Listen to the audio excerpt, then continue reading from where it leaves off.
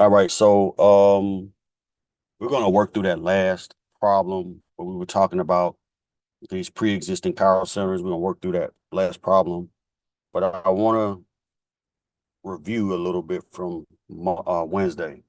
I don't know. It was hard for me to gauge whether or not that was clicking because I couldn't see anybody.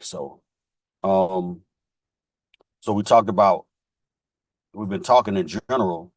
So the large umbrella, we've been talking about chirality. Um, we've been talking about chiral centers and how to identify them, how to determine their configuration, why chirality is important. Hopefully, if you've taken nothing else away from our discussion, you've taken that away, that chirality is an important property because it affects the chemical properties of all of our biologically active compounds. Um, and so now we talked about ways to make chiral centers. That's what we've been talking about between Wednesday and now. And one way we talked about is to use asymmetric catalysis. Can somebody tell me what that means when we say that we're using asymmetric catalysis? You can unmute or put it into the chat, but I prefer that you unmute. What you talking about? Gee, it was this video. Let me see if I can find Is that the answer to the question, or are you just coming in the Miss room? Minister Jordan, your mic is on. Yeah. Anybody? What do we mean when we say asymmetric catalysis? Is it like the chiral catalyst is what is affecting? Why do you sound so uncertain? You're right. You have a catalyst that consists of what? What did we talk about Wednesday? What's that catalyst consist of? It's there are two parts to it. Is it chiral and achiral? Mm-mm. No. The catalyst is you have a Like metal, like a transition metal, in a and then ligand. what's the other part? The ligand.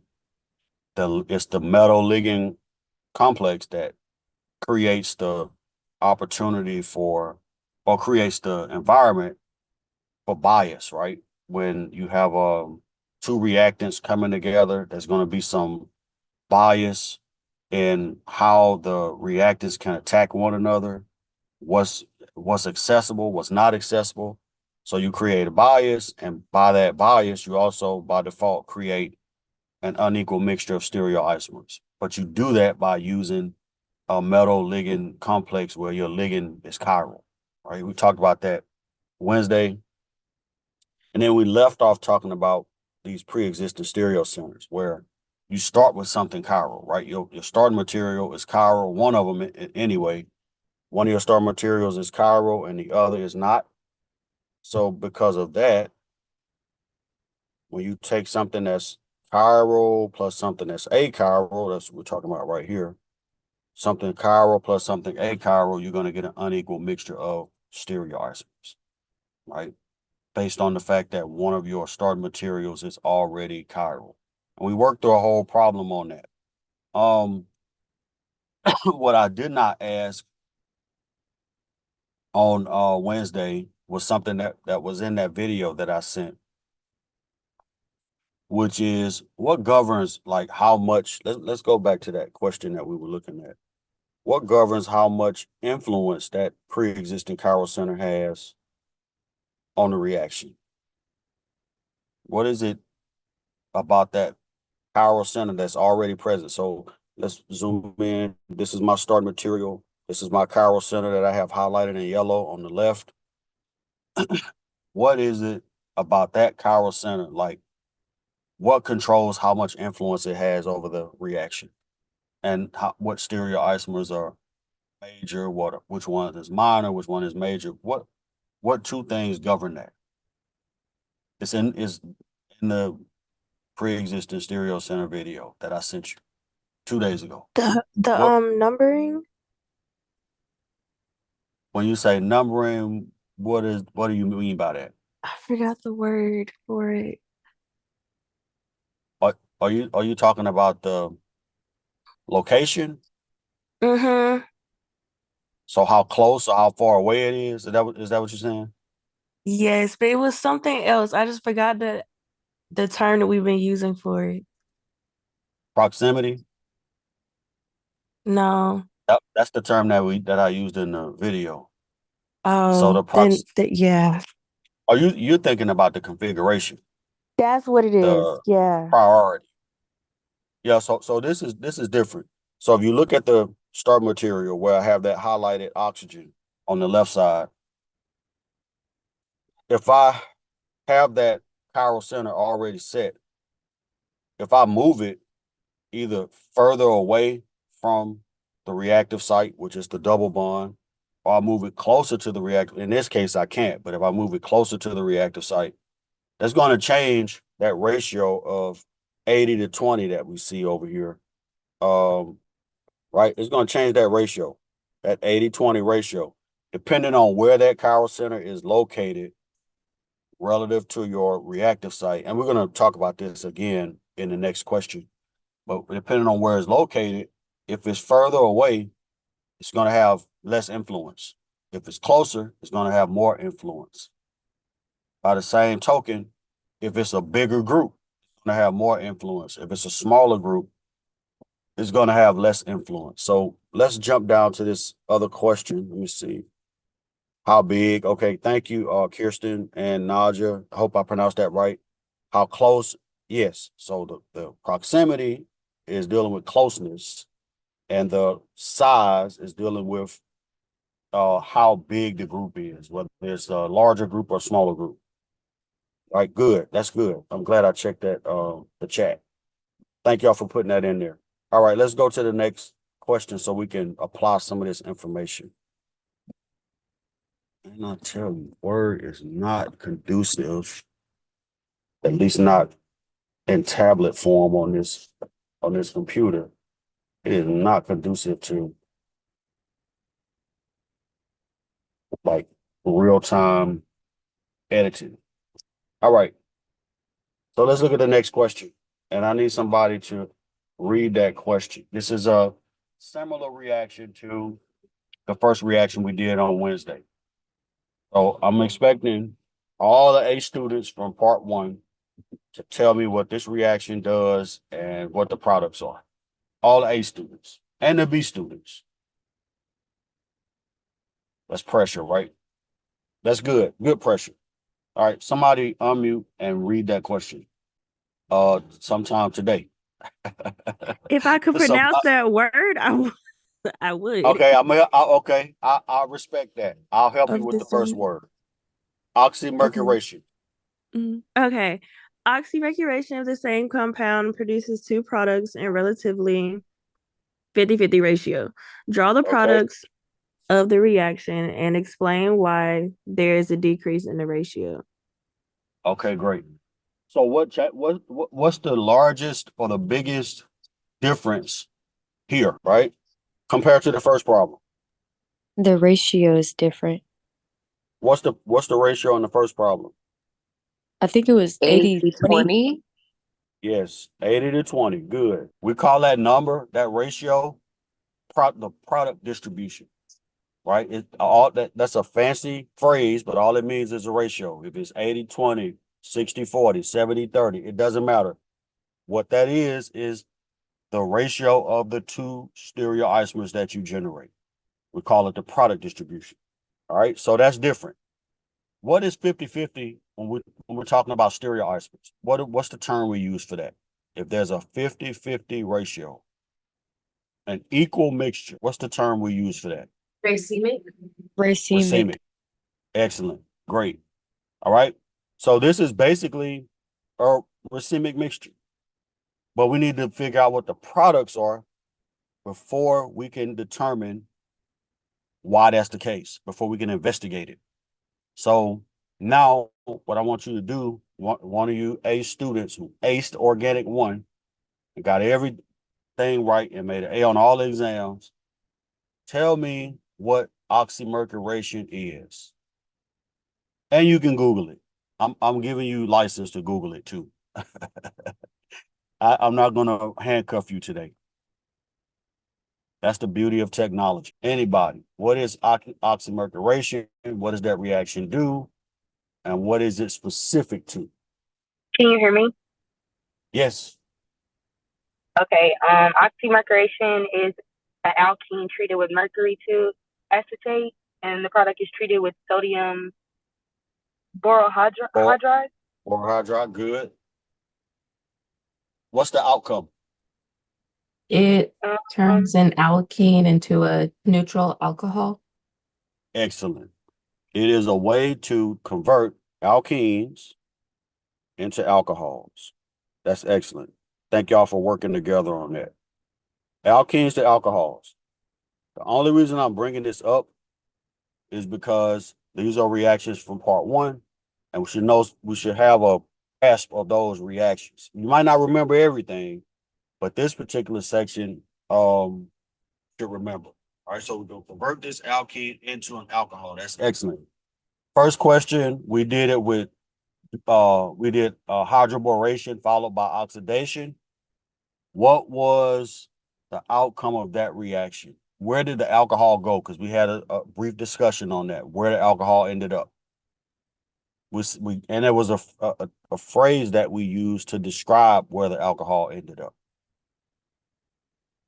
Look back in your notes or the notes that were posted, however you got to find it, but find it. We said there was something special about that reaction as far as where the alcohol was added.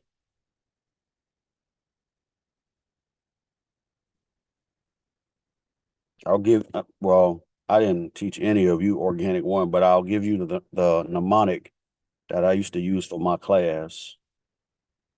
I'll give you the mnemonic for these two reactions. So the first one is BAM. And the second one is MEM. Right? BAM is dealing with hydroboration. We said that it was, anybody remember this phrase, anti-Markovnikov? Is that right? Did we Yes. say that Wednesday?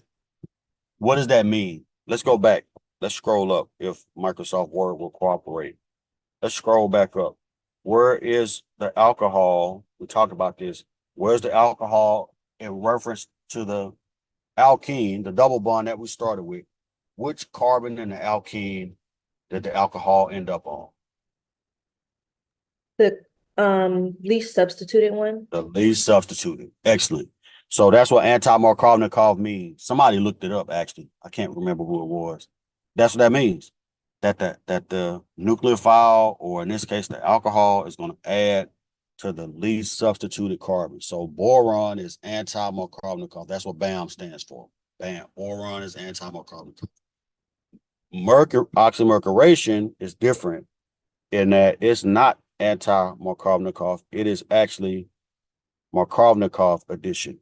So let's go back to that example. So mercury, MIM, mercury is Markovnikov. What do you think that means? If anti-Markovnikov means that the alcohol ends up on the least substituted carbon, what does Markovnikov addition mean? It ends It's up biological. on the most substituted carbon.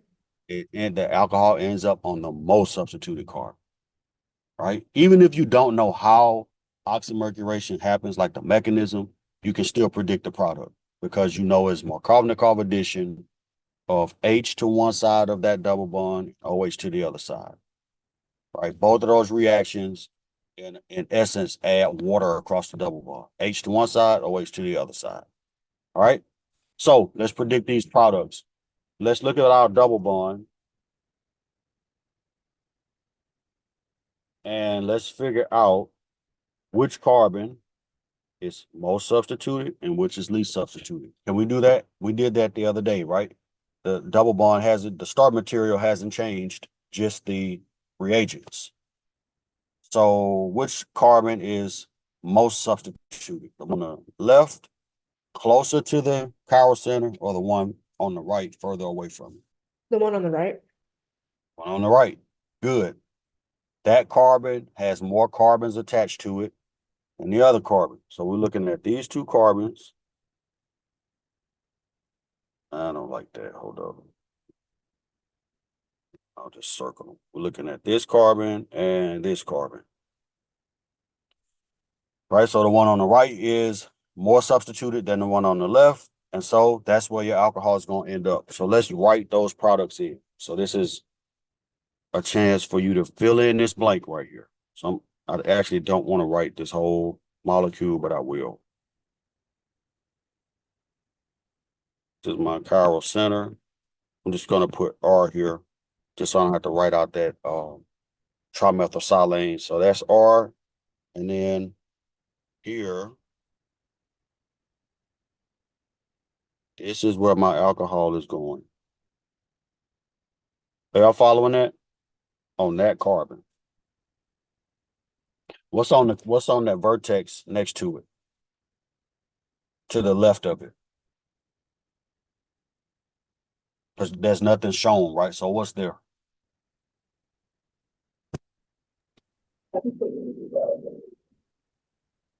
You said Aren't to there the two left or hydrogens here? two hydrogens? Is that right? Yes. Every vertex, if there's not another atom present, every vertex in the skeletal structure is two hydrogens. All right. Now, what does the other product look like?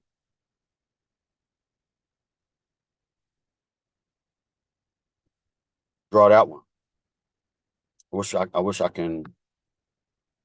you had the ability to annotate so that you can come to the board, but I'll draw it for today. Right? What does that look like? What's different in the second product?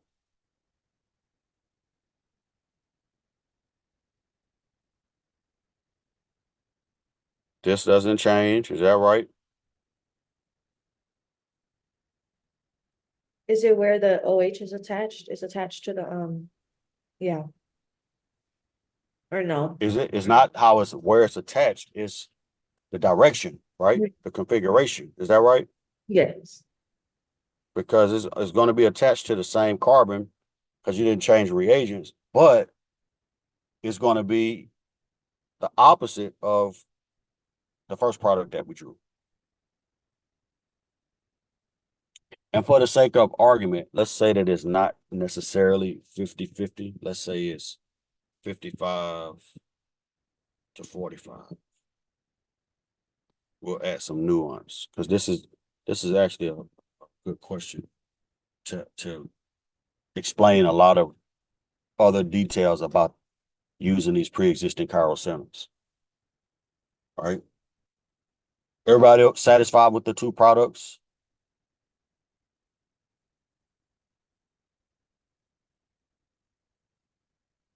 Anybody not satisfied or don't understand how we got them?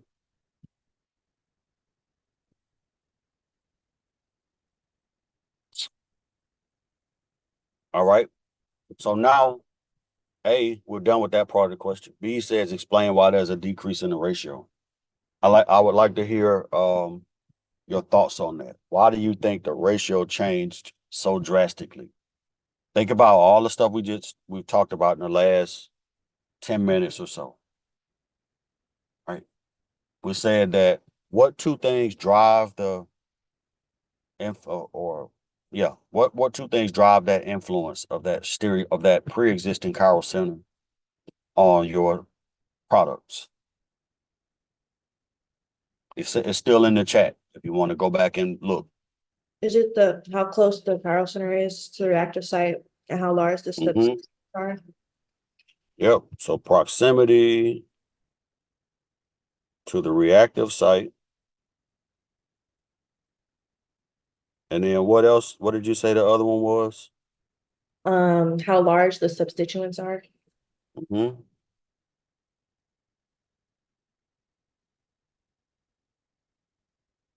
So the size of the substituent, right? Those two things govern how much influence a pre-existing chiral center will have on the outcome, the stereochemical outcome of a reaction.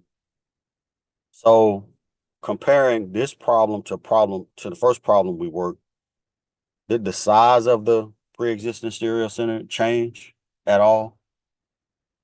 You need me to zoom out so you can see? No. No, The size didn't change, did it? no. What changed? The direction of the alcohol. Well, we got both stereoisomers up top too. Well, one up, well, your OH is up and one diastereomer and back in the other one. So It the was direction, the reactive site. the reactive site, the distance changed, didn't it? Because keep in mind, in the first question, where did we said it was anti-Markovnikov? Where did the alcohol wind up in the first problem? Which carbon in that double bond? The one on the left. Left, which is closer to the pre-existing chiral center. Is that right? Because the chiral center is right next door to that, isn't it? So this is the carbon that in the first problem, this is the carbon where the reaction took place. You have your notes in front of you, just look at the problem up top. Look where the OH is in the product relative to where the OH is in the product that we just drew. Is it closer to the chiral center that's already there, or is it further away in the first problem? Further. In the first problem, Closer. it's closer, right? The chiral center is on the carbon right next door in the first problem. But here, look at where the alcohol is relative to that chiral center. It's a whole carbon away. It's another carbon further away than it was in the first problem. Are y'all following that? Is that making sense? Can you repeat that? Yeah, so the products here, trimming the hedges. Hopefully that noise is not too much. The product here, your alcohol winds up on a carbon that's further away from your further away from your chiral center. When you compare it to the first problem, let's go back up. Look at where the alcohol is in these two products. The chiral center is on one carbon, and then the next carbon over, that's where your alcohol is. But then when you look at the products that we just drew, is that still the case? No. No. So we can say that the reactive site for this problem is further away from the pre-existing chiral center. Let's put that in here. So it's further away from the pre-existing chiral center.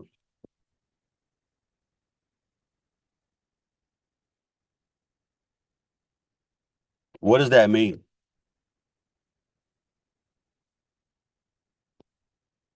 All right, let's put that in practical terms. I mean, you think about when you were in high school, right? And your mom or your dad or somebody, whoever you were living with, every morning they come wake you up for school, right? Come wake you up. Then you hit the college and they're still in your hometown. It's quite possible that you might sleep in a day or two, right? You might not feel like getting up because they're much further away. They don't have the same influence. It's the same thing here. The chiral center, with it being further away from where the reaction is taking place, is not going to have the same influence over how the alcohol can come in and attack that alkene, right? So if the pre-existing stereo center is further away from the reactive site, how do we rationalize that or use that to rationalize the ratio change? You may have to help us out on that one. I just did, I think. Oh, I thought I did. Think about, again, if you have to get up for school and you're living with somebody who wakes you up every day, and then you come to school, come to college, get up for high school, come to college, you don't have that. That distance, that proximity to that person is further. And so now you might actually miss a class or two because you slept in. All I'm saying is if the reactive site is further away from the chiral center, it can't influence how the alcohol comes in and attacks it.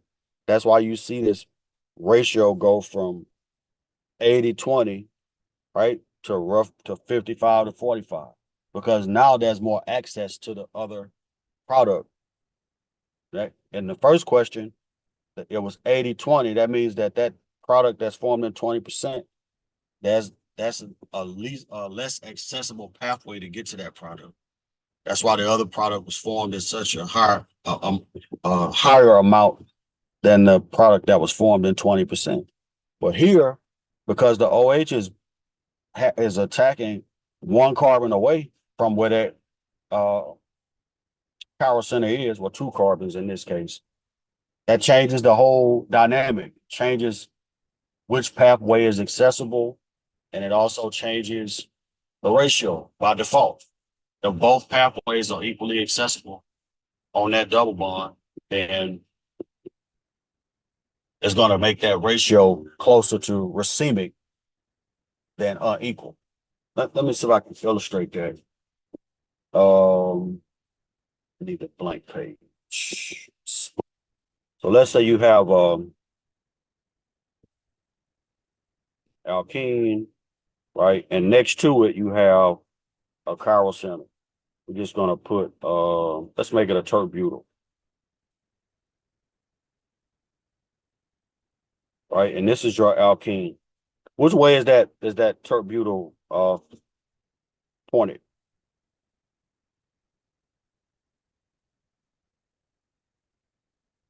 Is it out of the screen, or is it back into the screen? Out of, you said the, Coming out of the screen, okay, right? just make sure. You're right. It's coming out. It's on the wedge.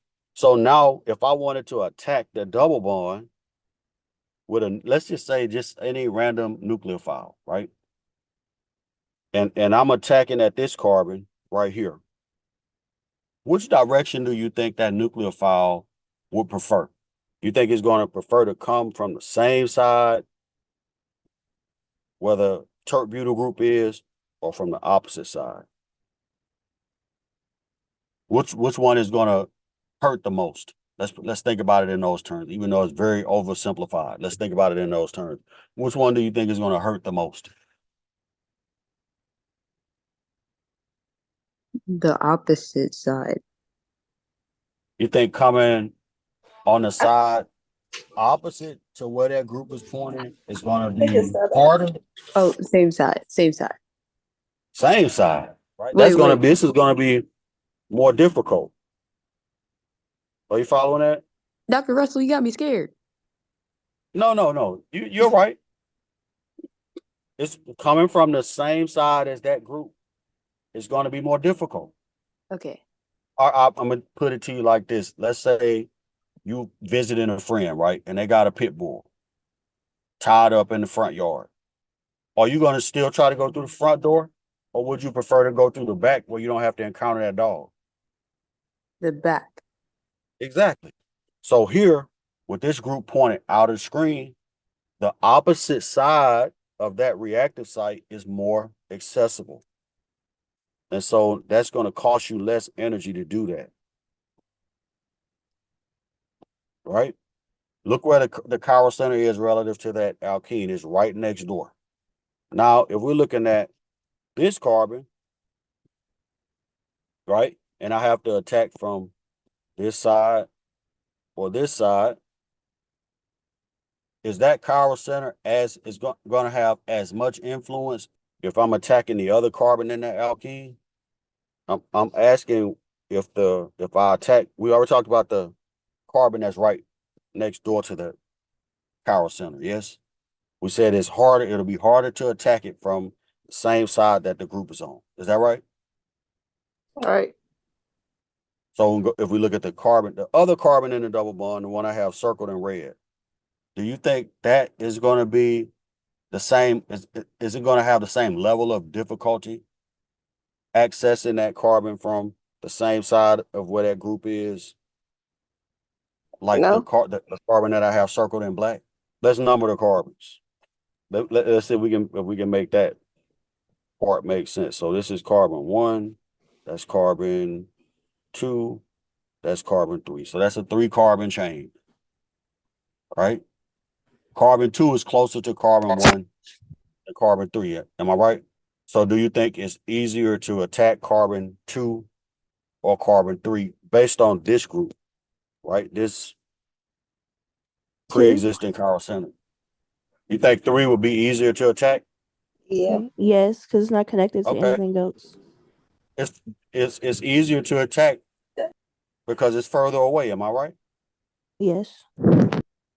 And we said at the outset, what controls how much influence that pre-existing chiral center has on the product formation is what?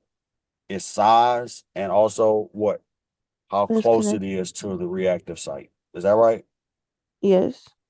Size and proximity. So the further away you get from it,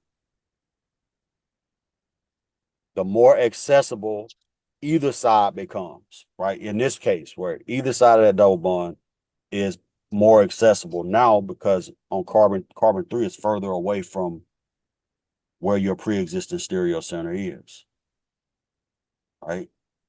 And if I add another carbon in there, then it'll be even further away. So the further away you get from that pre-existing chiral center, the more that ratio is going to become more even, right? It's going to change. It's not going to be as unequal as it would be if you were closer to that closer to that pre-existing stereo center. All right, questions about that before we go back up and finish that problem and then work the next one. We got 8 minutes. All right, I'll clean this up too before I post it.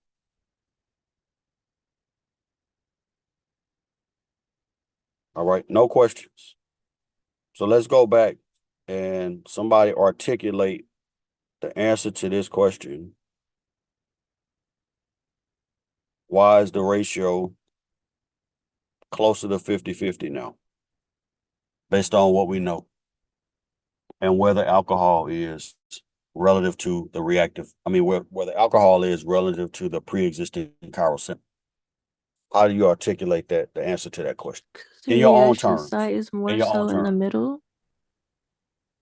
Is it, say that again? You said the reaction site is in the middle?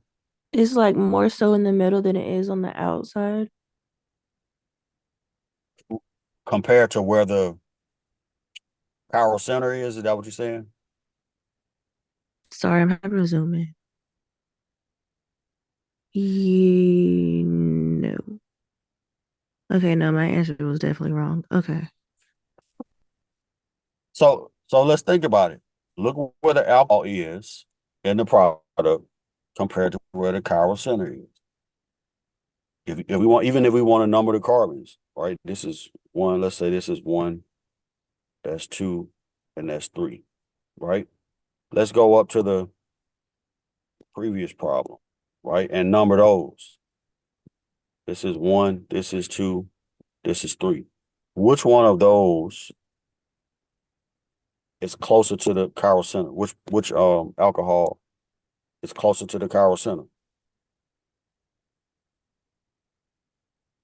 Is it the one in the top problem, number 1, or is it the one in the problem that we just did?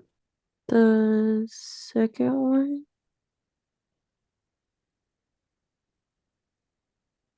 You're saying that's closer or further away in the second problem? Closer? Maybe? The alcohol in the top problem is on carbon 2, right next door to carbon 1. The alcohol in the second problem, see if we can get back to that. Where is that one?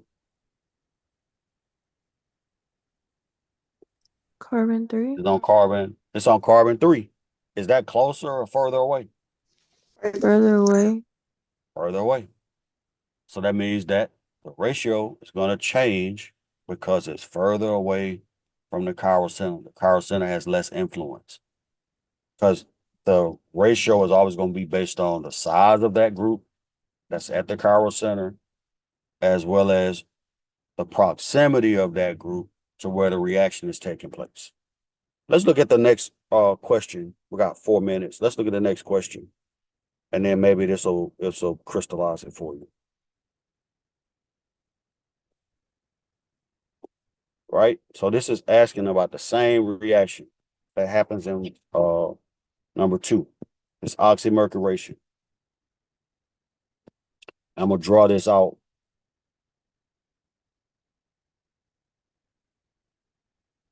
So you can get a sense of what changed. Right, so that's my start material. When you see that the substituents on your on your silicon are now, instead of 3 methyl groups, now it's 3 tert-butyl groups. What is that? What's that? What's the difference there? Right? If you recall from part 1, a methyl is right. This just a CH3 and a tertiary butyl actually have 3 CH3s. Is it the methyl or is the tert-butyl that's larger? Tertiary butyl group is gigantic compared to a methyl group. It's like the difference in a basketball and a marble. That's a good way to make that comparison, right? It's huge compared to the tert-butyl. So if we do the oxymercuration, which is the reaction that was carried out in number 2, what do you think is going to happen to the product distribution?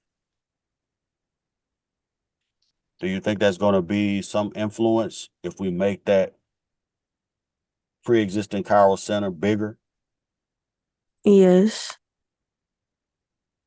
You're going to start to see more bias, right? So let's draw the 2 products out again. So I can copy this. Let me see if I can copy and paste them. Oh, that's cool. Let's hope it works. Oh, My word won't do that. it worked. Well, I gotta move it down some. So let's draw one of those products. And one of them is going to be this. Is that right? Because it's the same. It's oxymercuration again. So, and then one of them is going to look like with the alcohol going back.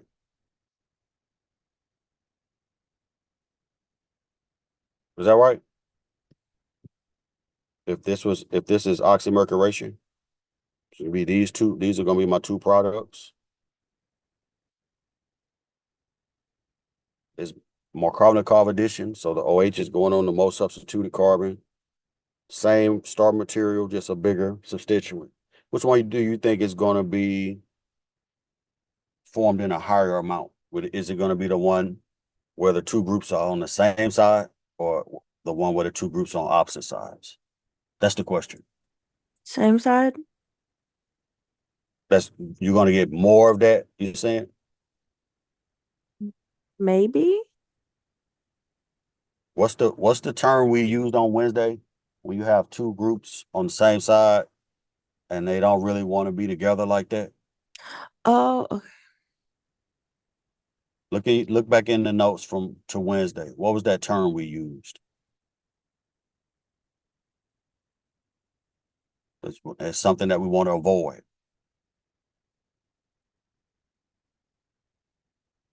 Wasn't it steric hindrance, right? So the preferred conformation is going to be with your groups opposite to one another. So you're going to, more than likely, if you increase the size of the group, even though the oxymercuration, the reactive site is further away, more than likely you're going to get more of this. We'll call it the major product, the one that you get the most of, and then you'll get less of this, right? Because that group being bigger is going to have a little bit more influence on which stereoisomer is going to be formed in the highest amount.